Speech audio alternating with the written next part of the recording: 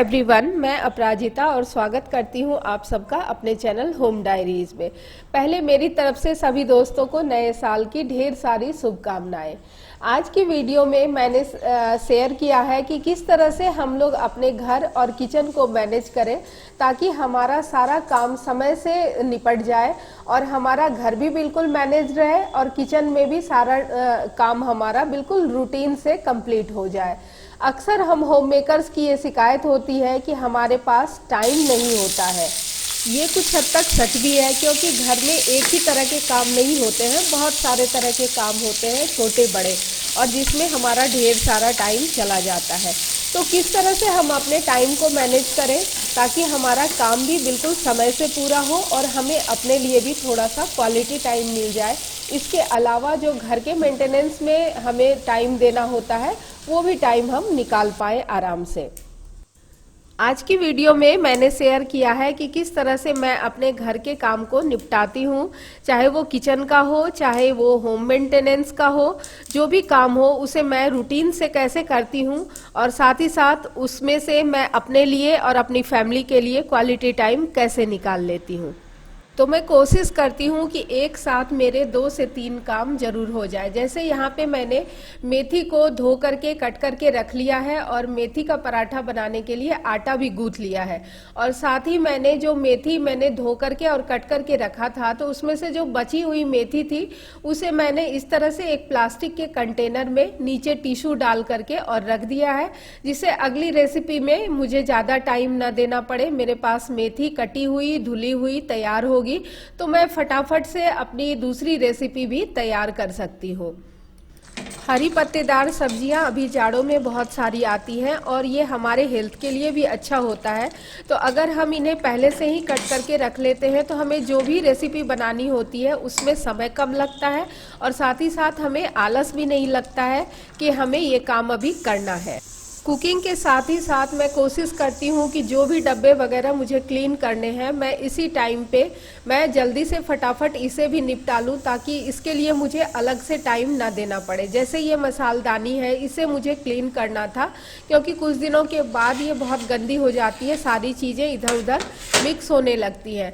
तो इसे मैं थोड़ा सा पहले पानी में भिगो करके रख दूँगी और उसके साथ ही यहाँ पे जो ऑयल बॉटल्स वगैरह होती है ये भी मेरी खाली हो गई है, तो मैं इसे भी क्लीन करके ही रख दूंगी ताकि मुझे बाद में इसके लिए अलग से टाइम ना निकालना पड़े। तो कुकिंग के साथ ही साथ मेरा ये क्लीनिंग का भी काम हो जाता है।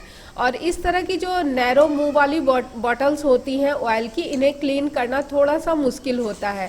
एक वीडियो में मैंने पहले भी आपके साथ शेयर किया था कि किसे इस तरह से ये छोटे मुंह वाली जो बोतलें होती है इसे किस तरह से क्लीन किया जा सकता है।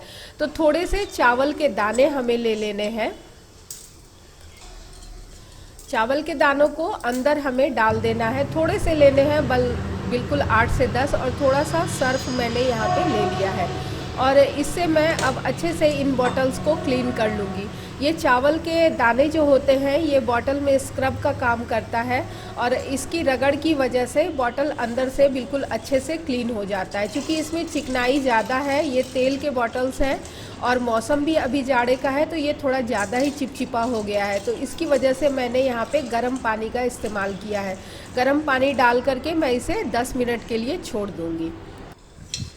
10 मिनट के बाद मैं इसे अच्छे से क्लीन कर लूँगी। चावल के दानों की वजह से और सर्फ और गर्म पानी की वजह से ये बहुत ही आसानी से क्लीन हो जाता है और इसमें मुझे ज़्यादा मेहनत भी नहीं करना पड़ता है। तो साथ के साथ काम करते जाने का फ़ायदा ये होता है कि दोबारा आपको अलग से किसी चीज़ के लिए टाइम देने की ज़रूरत नहीं होती है और इस तरह से मल्टीटास्कर बनने की कोशिश करनी चाहिए हमें, ताकि हमारा भी काम समय से हो जाए।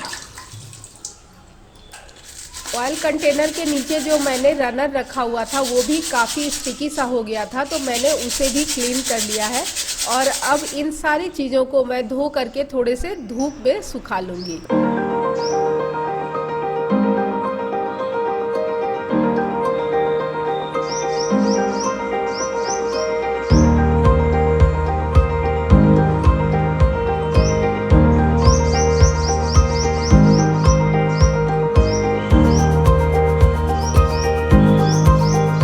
अपने आप को अपडेट रखने के लिए मैं कोशिश करती हूँ कि दिन में एक बार कम से कम ये 100 न्यूज़ मैं ज़रूर देख। सूखने के बाद सारे डब्बों में मैंने मसालों को अच्छे से फिल कर लिया है।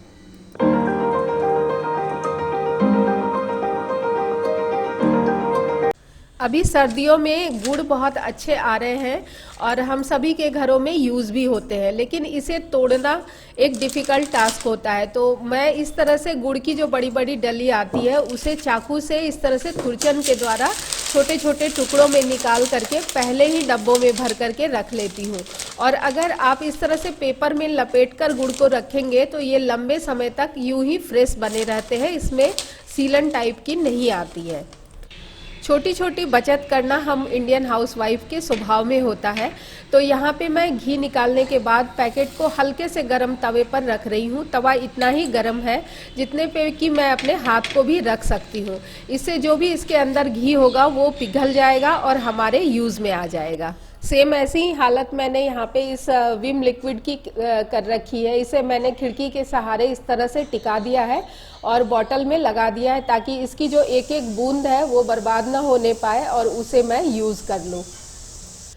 मैं अपने काउंटर टॉप को फंक्शनल रखने के लिए उन्हीं चीज़ों को रखती हूँ अपने आसपास जिससे कि मेरा काम आसानी से हो जाता है। बहुत ज़्यादा फैंसी लुक क्रिएट करने के चक्कर में उसे मैनेज करने में भी हमारा बहुत सारा टाइम उसमें चला जाता है, क्योंकि अगर वो क्लीन नहीं होगा तो फिर देखने में भी अच्छा नहीं लगेगा। तो इसलिए अपने काउंटर टॉप पे उन्हीं चीज़ों को रखें जिसकी आपको हमेशा ज़रूरत होती है। तो इस तरह से काम करने से मुझे अपने लिए भी थोड़ा टाइम मिल जाता है और साथ ही साथ घर को ऑर्गेनाइज करने के लिए भी टाइम मिल जाता है। तो टाइम हमारे लिए बहुत इम्पॉर्टेंट होता है, क्योंकि हर घर का अपना एक रूटीन होता है और रूटीन के हिसाब से ही हम सभी को चलना पड़ता है। तो थोड़ा सा स्मार्टली अगर हम अपने किसी भी काम को करते हैं तो हमारा काम समय से भी पूरा हो जाता है, किचन में हमें बहुत ज़्यादा समय भी नहीं देना पड़ता है और साथ के साथ हमारा घर और किचन दोनों मैनेज्ड रहता है। तो फ्रेंड्स, ये था मेरा आज का वीडियो। उम्मीद करती हूँ वीडियो आपको पसंद आया होगा। वीडियो अगर पसंद आया हो तो इसे लाइक करें, शेयर करें और साथ ही साथ मेरे चैनल को सब्सक्राइब भी करें। और हाँ, आप मुझे इंस्टाग्राम पर भी फॉलो कर सकते हैं। इंस्टाग्राम आईडी है मेरा home_diary.08। तो फिर मिलती हूँ आपसे नेक्स्ट किसी और उपयोगी वीडियो के साथ। तब तक के लिए take care and bye bye.